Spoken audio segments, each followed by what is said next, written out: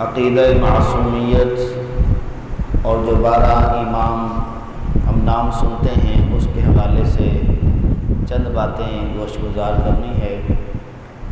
سب سے پہلی بات یاد رکھیے، عقیدہ یہ انسان کا درست ہونا چاہیے۔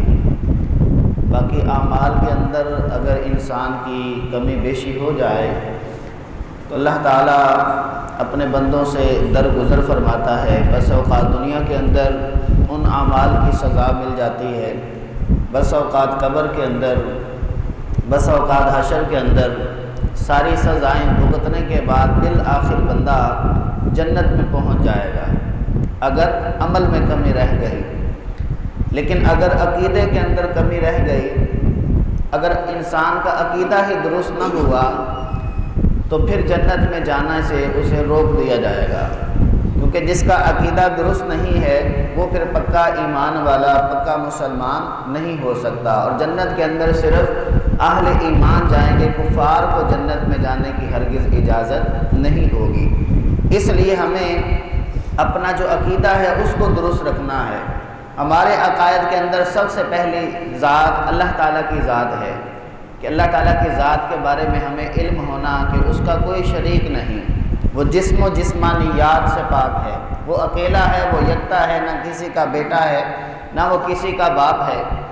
اسی طرح نبی پاک صلی اللہ تعالیٰ علیہ وآلہ وسلم کے بارے میں یہ عقیدہ ہونا کہ آپ سارے انبیاء سے افضل ہیں اور آپ آخری نبی علیہ السلام ہیں۔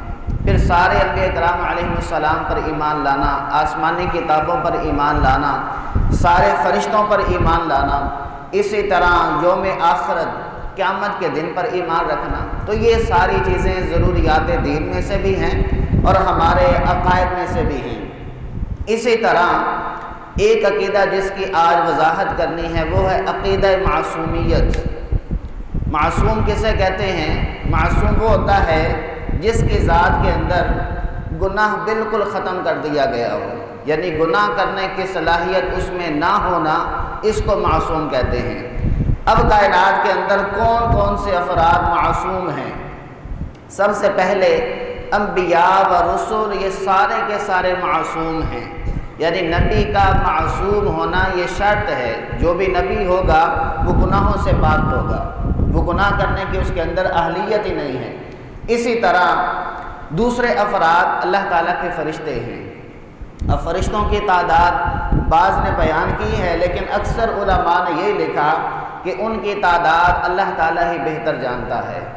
اسی طرح انبیاء کرام علیہ السلام اور جتنے رسول علیہ السلام ہیں ان کی تعداد بیان کر دی گئی، 1,24,000 کم و بیش۔ اب ان تمام کو معصوم ماننا بھی ضروری ہے۔ جو نبی ہوگا وہ معصوم بھی ہوگا، لیکن جو نبی نہیں ہے اس کو اگر کوئی بندہ معصوم کہہ دے تو گویا کہ اس نے نبی والی شرط غیر نبی کے لیے لگا دی، تو اس صورت میں اس کا عقیدہ خراب ہو گیا۔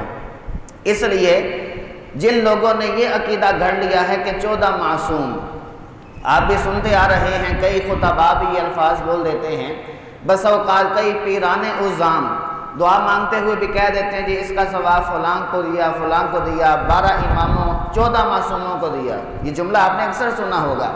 اب یہ 14 معصوموں سے ان کی مراد کیا ہے؟ گڑا تو یہ لفظ راویوں نے ہے، اس کے پیچھے ایک لمبی کہانی ہے، لیکن یہ 14 معصوموں سے مراد کیا لے رہے ہیں؟ حالانکہ سارے فرشتے بھی معصوم ہیں، سارے انبیاء معصوم ہیں۔ اب ان 14 کے اندر کون سے افراد آ گئے؟ گویا کہ وہ صرف 14 کو مان رہا ہے، باقی سب کو نکال دیا۔ اگر وہ دعا کے اندر کہتا ہے کہ 14 معصوموں کو اصال ثواب کیا، اس پر اگر ہم نے آمین کہہ دیا تو آمین کا مطلب کیا ہوتا ہے کہ ہم اس بات سے راضی ہیں کہ ایسا ہی ہو۔ حالانکہ ایسا تو نہیں ہے کہ صرف 14 معصوم ہو، ہمارا عقیدہ تو یہ ہے کہ سارے انبیاء معصوم ہیں، 1,24,000 کم و بیش، اور سارے فرشتے معصوم ہیں، تو صرف 14 کو معصوم ماننا یا باقیوں کو نکال دینا یہ ہمارے عقیدے کے اندر شامل نہیں ہے۔ تو گویا کہ اگر یہ کوئی لفظ بول رہا ہے 14 معصوم والا، آپ اس کی مجلس سے اٹھ جائیں، آپ اس سے بات کریں کہ 14 معصوموں سے مراد کیا ہے، جبکہ ہمارا عقیدہ قرآن و حدیث کے مطابق تو یہی چلتا آ رہا ہے کہ سارے انبیاء معصوم ہیں، سارے فرشتے معصوم ہیں، غیر نبی معصوم نہیں ہو سکتا۔ اب یہاں پر علماء نے یہ بات لکھی ہے کہ رافضیوں نے یہ جملہ گڑھ لیا 14 معصوموں کا، اور اس میں وہ زیادہ تر اہل بیت اطہار علیہم رضوان کی اولاد میں سے کئی افراد کو شامل کرتے ہیں۔ جس طرح کہ 12 اماموں کا ذکر کیا جاتا ہے، 12 اماموں کے حوالے سے بھی آپ کو وضاحت کر دوں کہ ہم ان کو امام مانتے ہیں، ہمارے نزدیک وہ امام ہیں، لیکن امام کا معنی کیا ہے؟ علماء نے اس کے 3 معنی بیان کیے ہیں۔ ایک ہوتا ہے امامت بمعنی نبوت، اگر کوئی بندہ ان 12 اماموں کو امامت بمعنی نبوت مانتا ہے تو وہ دار اسلام سے خارج ہو جائے گا۔ حضرت علی رضی اللہ تعالی عنہ پہلے امام، حضرت امام حسن رضی اللہ تعالی عنہ دوسرے امام، پھر حضرت امام حسین رضی اللہ تعالی عنہ تیسرے امام، چوتھے امام حضرت امام زین العابدین رضی اللہ تعالی عنہ، پانچویں حضرت امام محمد باقر رضی اللہ تعالی عنہ، چھٹے امام حضرت امام جعفر صادق رضی اللہ تعالی عنہ، ساتویں امام حضرت امام موسیٰ کاظم رضی اللہ تعالی عنہ، آٹھویں امام حضرت امام علی رضا رضی اللہ تعالی عنہ، نویں امام حضرت امام تقی رضی اللہ تعالی عنہ، 10ویں امام امام نقی رضی اللہ تعالی عنہ، 11ویں امام حضرت امام حسن عسکری رضی اللہ تعالی عنہ، اور 12ویں امام حضرت امام مہدی رضی اللہ تعالی عنہ۔ اب یہاں پر اگر امامت بمعنی نبوت لیا جائے تو آپ بتائیں ان 12 میں سے کوئی نبی ہے؟ کوئی بھی نبی نہیں ہے۔ حضرت علی رضی اللہ تعالی عنہ سے لے کر حضرت امام مہدی تک کوئی بھی نبی نہیں، لیکن یہ شیعہ اپنی مجلس کے اندر کیا کہتے ہیں؟ ان 12 اماموں کا ذکر کر کے بعض رافضی یہاں پر امامت بمعنی نبوت لیتے ہیں۔ جب انہوں نے یہاں پر امامت بمعنی نبوت لے لیا، گویا کہ عقیدہ خراب ہو گیا۔ جب عقیدہ خراب ہو گیا تو اب ان کو ہم کس منہ سے مسلمان کہیں گے؟ گویا کہ وہ دار اسلام سے خارج ہو گئے۔ دوسرا امامت کا معنی ہوتا ہے امامت بمعنی خلافت۔ اس میں سے بھی بعض شیعہ ایسے ہیں جو امامت بمعنی خلافت لے کے سب کو ہی خلفاء مانتے ہیں، حالانکہ سب کو خلافت نہیں ملی۔ خلافت کے حقدار حضرت علی رضی اللہ تعالی عنہ ہوئے، اور 6 ماہ کے لیے حضرت امام حسن رضی اللہ تعالی عنہ ہوئے، اور آخر میں حضرت امام مہدی رضی اللہ تعالی عنہ جب آئیں گے آپ کو بھی خلافت کا تاج پہنایا جائے گا۔ یعنی کہ ان 12 میں سے صرف 3 ایسے افراد ہیں جن پر ہم خلافت کا اطلاق کر سکتے ہیں، باقی کسی ایک کے لیے بھی خلافت کا اطلاق کرنا یہ گمراہی ہے اور دین سے دوری والی بات ہے۔ تیسرا معنی ہوتا ہے امامت بمعنی ولایت کے، ولی ہونا، اللہ تعالیٰ کا برگزیدہ بندہ ہونا، اللہ تعالیٰ کے چاہنے والوں کے قریب ہونا۔ اگر امامت بمعنی ولایت لیا جائے تو یہ معنی درست ہے۔ حضرت علی رضی اللہ تعالی عنہ سے لے کر حضرت امام مہدی رضی اللہ تعالی عنہ تک یہ جو 12 کے 12 افراد ہیں جن کو ہم 12 امام مانتے ہیں، یہاں پر امام بمعنی ولایت کے ہم مانتے ہیں۔ اگر کوئی بندہ امام بمعنی نبوت مانتا ہے ان 12 افراد کو تو وہ دار اسلام سے خارج ہو جائے گا۔ اگر کوئی بندہ یہاں پر امام بمعنی خلافت کے مانتا ہے 12 کے 12 کو تو وہ بندہ بددین ہے، گمراہ ہے۔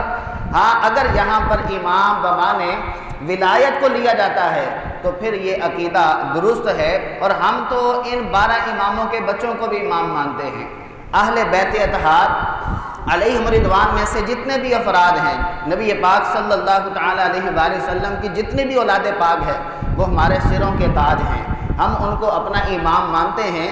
بلکہ صحابہ کرام علیہم رضوان بھی اہل بیت اطہار سے اتنی محبت فرمایا کرتے کہ بسا اوقات ان کے جوتے بھی صاف کرنے کے احکامات ہمیں ملتے ہیں۔ حضرت ابی ہریرہ رضی اللہ تعالی عنہ ایک جنازے میں گئے تھے، وہاں پر دیکھا حضرت امام حسین رضی اللہ تعالی عنہ نماز جنازہ پڑھانے کے لیے آئے۔ جب آپ گھوڑے پر سوار ہوئے تو آپ کے جوتوں پر گرد لگ گئی تھی۔ حضرت ابو ہریرہ رضی اللہ تعالی عنہ نے اپنے امامے کے ساتھ ان کا جوتا صاف کیا تھا، حالانکہ صحابی رسول ہیں حضرت ابو ہریرہ رضی اللہ تعالی عنہ، لیکن اہل بیت سے محبت کا انداز دیکھیے کہ حضرت امام حسین رضی اللہ تعالی عنہ کے جوتے بھی صاف کر رہے ہیں۔ اسی طرح حضرت جابر بن عبداللہ رضی اللہ تعالی عنہ ایک مرتبہ نبی پاک صلی اللہ تعالی علیہ وآلہ وسلم کی بارگاہ میں حاضر خدمت تھے۔ آقا کریم علیہ السلام کی گود میں حضرت امام حسین رضی اللہ تعالی عنہ کھیل رہے ہیں۔ آقا کریم علیہ السلام نے حضرت جابر بن عبداللہ رضی اللہ تعالی عنہ سے فرمایا کہ اے جابر، اللہ تعالیٰ میرے حسین کو ایک بیٹا عطا فرمائے گا جس کا نام علی اوسط ہوگا، جو بعد میں حضرت امام زین العابدین رضی اللہ تعالیٰ عنہ کے نام سے مشہور ہوئے۔ فرمایا اللہ تعالیٰ اس کو ایک بیٹا عطا فرمائے گا جس کا نام امام محمد باقر ہوگا۔ فرمایا کہ اے جابر تیری اس سے ملاقات ہوگی، اگر ملاقات ہو تو جا کر میرا اسے سلام کہنا۔ حضرت جابر رضی اللہ تعالیٰ عنہ فرماتے ہیں کہ مجھے یقین ہو گیا کہ اللہ تعالیٰ مجھے لمبی عمر عطا فرمائے گا، کیونکہ زبان رسول علیہ السلام سے الفاظ جاری ہو چکے تھے، وقت گزرتا گیا۔ فرماتے میری عمر 80 سال سے بھی زائد ہو گئی، آنکھوں کے اندر روشنی بھی کم ہونے لگی۔ ایک وقت آیا کہ مجھے کہیں جانا ہوا کسی جنازے کے اندر اور یا کسی کی عیادت کے لیے۔ جب میں وہاں پہنچا تو مجھے کسی نے بتایا کہ یہاں پر حضرت امام محمد باقر رضی اللہ تعالی عنہ تشریف لائے ہوئے ہیں۔ ان کی عمر تقریباً 7 سال تھی۔ حضرت جابر بن عبداللہ رضی اللہ تعالی عنہ کو جب کسی تابعی نے بتایا کہ وہ ہستی یہاں تشریف لائی ہوئی ہیں، حضرت امام محمد باقر رضی اللہ تعالی عنہ، تو حضرت جابر رضی اللہ تعالی عنہ نے جوتے بھی نہیں پہنے۔ جیسے ہی الفاظ سنے گھر سے باہر نکلے اور بتایا کہ پوچھا کہ مجھے وہاں لے جایا جائے جہاں پر حضرت امام محمد باقر رضی اللہ تعالی عنہ موجود ہیں۔ گویا کہ جیسے ہی آپ کو وہاں لے جایا گیا، آپ نے جاتے ہی اس شہزادے کے ہاتھوں کو بھی چوما اور پیشانی کو بھی بوسہ دیا۔ حضرت امام محمد باقر رضی اللہ تعالی عنہ عرض کرتے ہیں حضور آپ نے جوتے بھی نہیں پہنے۔ فرمایا کہ ساری عزتیں آپ کے صدقے سے ہی تو ملی ہیں، اب تو مجھے اپنے کفن اور دفن کی تیاری کرنی ہے کہ مجھے نبی پاک صلی اللہ تعالی علیہ وآلہ وسلم نے ایک پیغام دیا تھا کہ تجھے میں نے سلام پہنچانا ہے، وہ میں پہنچا چکا، آپ کی زیارت سے بھی مشرف ہو گیا۔ یعنی کہ صحابی رسول کا انداز دیکھیے محبت کا، اہل بیت اطہار سے وہ کیسے محبت کیا کرتے تھے۔ تو اگر بات محبت کی آئے تو ہم بھی محبت کرتے ہیں، اہل بیت اطہار کا ہم بھی ذکر کرتے ہیں، مولا کائنات سے لے کر حضرت امام مہدی رضی اللہ تعالی عنہ تک سارے اماموں کو مانتے ہیں، لیکن جو ماننے کا حق ہے، جیسا ماننے کا حق ہے ویسے مانا جائے۔ اگر غلط انداز سے مانا جائے گا، جس طرح کہ نبی پاک صلی اللہ علیہ وسلم نے حضرت علی رضی اللہ تعالی عنہ کی مثال بیان فرمائی تھی، فرمایا کہ تمہاری مثل عیسیٰ علیہ السلام کی طرح ہوگی کہ بعض لوگوں نے ان کو خدا مان لیا، بعض نے ان کو خدا کا بیٹا مان لیا۔ یہی حال حضرت علی رضی اللہ تعالی عنہ کے بعض ماننے والوں کا ہوا کہ انہوں نے کہا جی آپ تو سب سے پہلے خلیفہ ہیں، بعض نے تو آپ کو خدا تک بھی کہہ ڈالا، اس طرح کے الفاظ بھی ملتے ہیں۔ تو گویا کہ وہ گمراہی کے اندر آگے چلے گئے، اتنی محبت میں انہوں نے غلو کر دیا کہ حضرت علی رضی اللہ تعالی عنہ کا جو مقام بنتا تھا اس سے زیادہ بڑھا دیا۔